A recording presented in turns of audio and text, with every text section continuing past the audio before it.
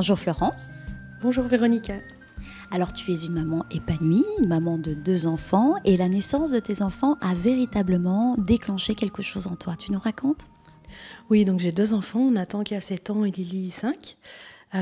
Et une fois qu'ils sont nés, en fait, je me suis rendu compte que je ne me comportais pas comme j'avais envie de me comporter avec eux, mais que je ne savais pas comment faire autrement.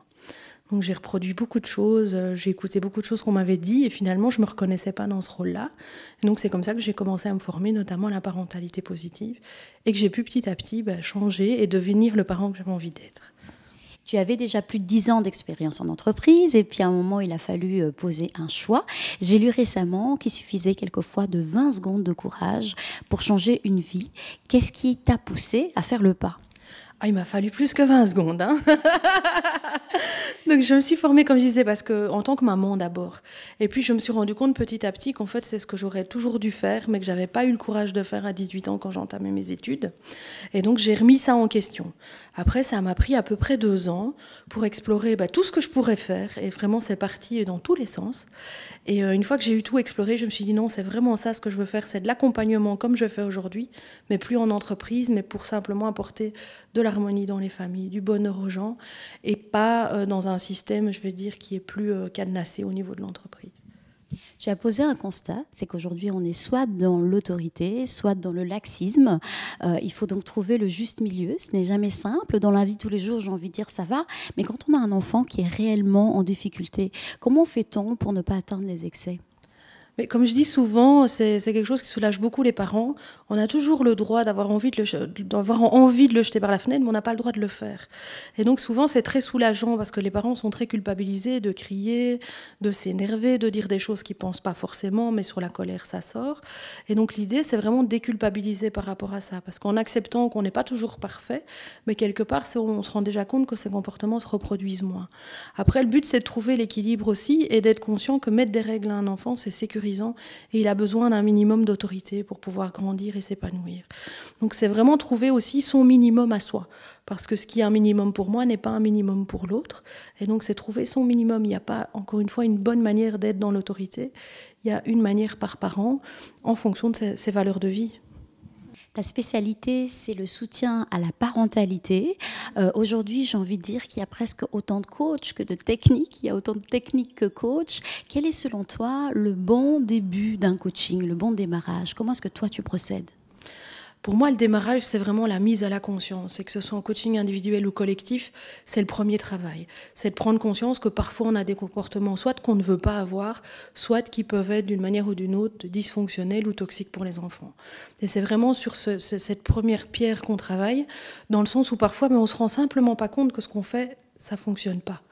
Et donc, on cherche une solution, mais comme on n'a pas identifié le problème, forcément, on ne trouve pas la solution.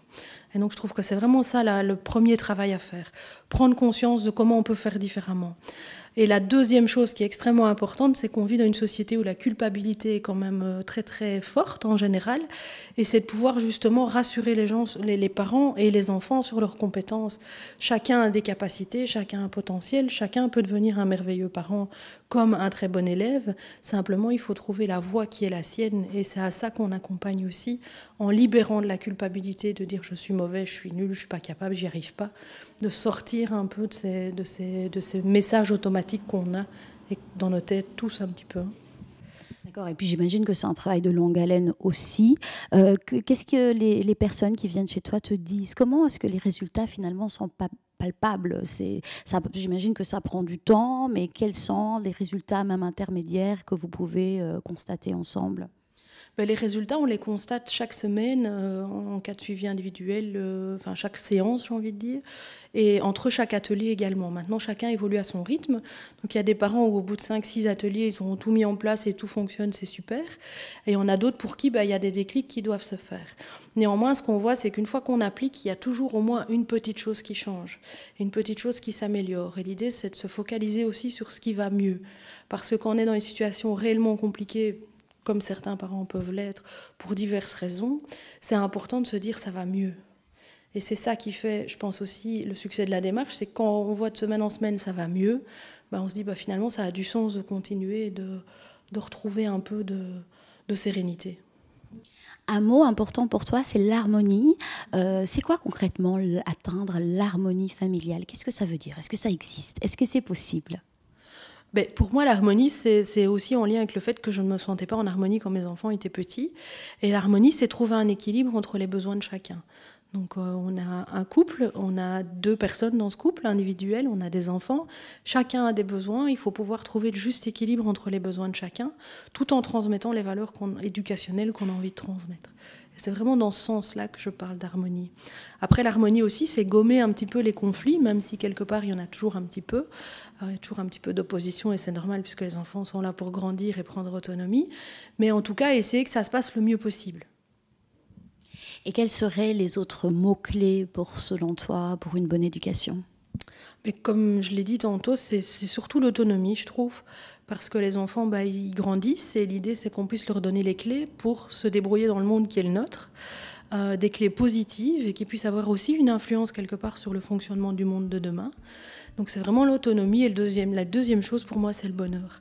C'est qu'ils puissent vraiment être heureux, être contents d'eux-mêmes, se trouver chouettes, simplement, et pouvoir oser prendre action. Parce que finalement, une fois qu'on se trouve bien, qu'on pense qu'on est quelqu'un de bien, on va plus facilement vers les autres, on prend plus facilement action, on atteint ses rêves. Et en tant que parent, ça veut dire aussi pouvoir prendre du recul par rapport à ce que les enfants veulent, même si ce n'était pas notre désir à la base.